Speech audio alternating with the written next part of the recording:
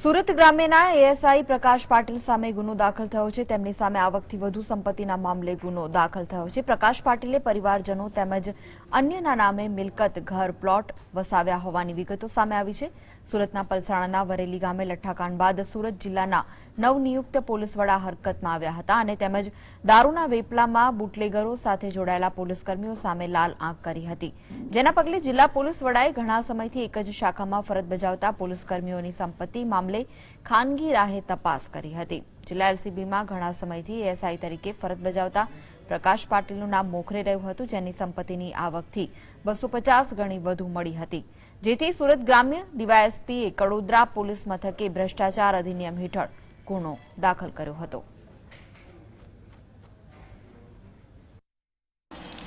સુરત ગ્રામ્યના કેટલાક પોલીસ કર્મચારીઓની મિલકતો બાબતે એક ગુપ્ત તપાસ મને સોંપવામાં આવેલી હતી, જે છેલ્લા લગભગ 1 મહિનાથી આ તપાસ ચાલુ હતી। એ તપાસના અંતે અત્રેના જિલ્લામાં ફરજ બજાવતા લોકલ ક્રાઇમ બ્રાન્ચના એએસઆઈ શ્રી પ્રકાશ રઘુનાથ પાટીલ કે જેઓની કાયદેસરની આવકના સ્ત્રોતોની જે રકમ છે તેના કરતાં આશરે 250 ગણી અપ્રમાણસર મિલકત વસાવેલાનું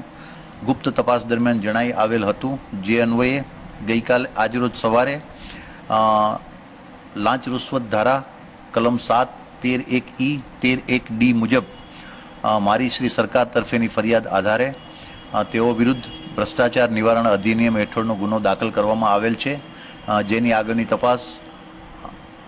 એએસપી શ્રી મનીષસિંહ ડાંગ આહવાનાઓ